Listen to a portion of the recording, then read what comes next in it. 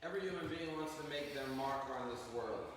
There's different venues how to leave their mark on this world. Some do it through academia, being great thinkers, writers, philosophers. Some do it through business, building big businesses, military, or great people in the military. Everyone finds a way to make a difference in this world. But Judaism says that the most important impact we could have on this world is through our children. Abraham was a great man. He was a philosopher. He came to the recognition of one God, monotheism. He army that went to fight to rescue his nephew last night. And your reward is going to be so great. And you know what Abraham says to God at the end of last week's Torah portion? What's it all worth if my servant Eliezer has children to carry on my lineage, my legacy? And so in this week's parasha, the great news comes, where the angel arrives in the tent of Sarah and Abraham and says, you will have a child, Isaac. And in the old age of Abraham and Sarah, they have this child. And it's through Isaac that there is Jewish continuity. And this has been the Jewish philosophy, the Jewish motto throughout the ages. When we say the Shema every morning and every night, we start with, Hear, O Israel, the Lord is our God, the Lord is one. The most important thing is faith in one God. The next verse says, you should love the Lord your God with all your heart, with all your soul, with all your might. And what's the third verse? Teach it to your children.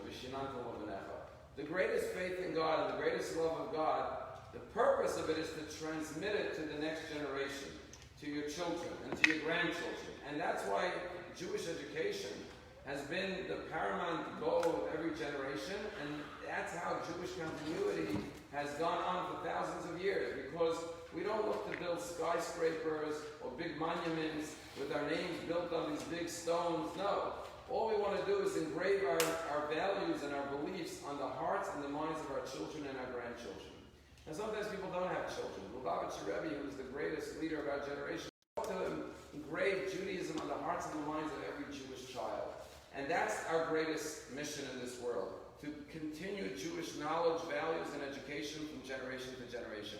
And our greatest legacy is our children and our grandchildren. And therefore we have to realize that, yes, we're busy building fortunes and fame and glory for ourselves, but what we really leave in this world is the values and the life that we role model for our children, for our grandchildren, that they will carry on and carry that to the next generation, and that's how we are here today, because for thousands of years, Jewish parents have always focused on their children and Jewish education.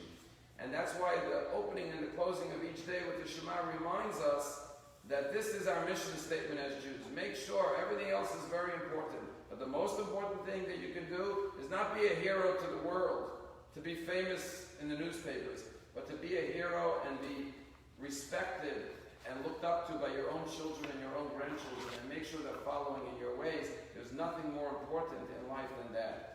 This is Veterans Day weekend, and I want to tell you about a great veteran. As a matter of fact, there's an airport named after him, O'Hare International Airport in Chicago.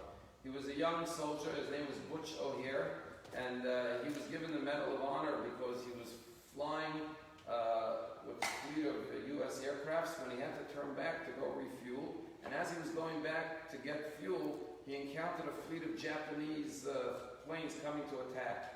And he heroically flew into the quadrum of Japanese flights to break up their attack, and he risked his life.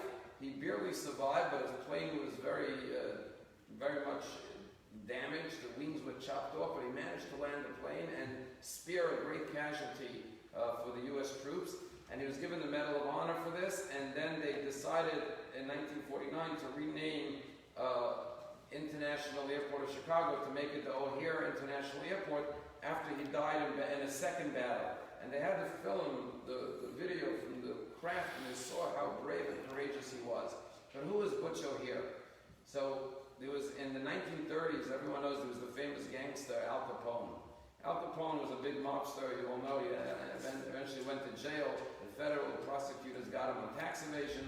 But he stayed out of jail for many years, but he ran all of the crime in Chicago. And the way he stayed out of jail for all those years was he had a great lawyer whose name, he was nicknamed Easy Eddie. Easy Eddie lived the life of Raleigh. He was supported by the mob. He good life, and all he did was make sure Al Capone stayed out of jail, protected him, defended him, was his lawyer.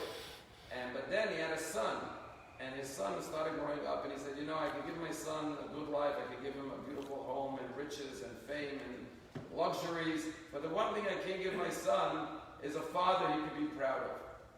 Because he knows I'm in the crime business. I'm very successful, I live a good life, I'm wealthy because of it, but what's the most important thing I want to give my kids? An honorable father, a proper role model to live a respectable life.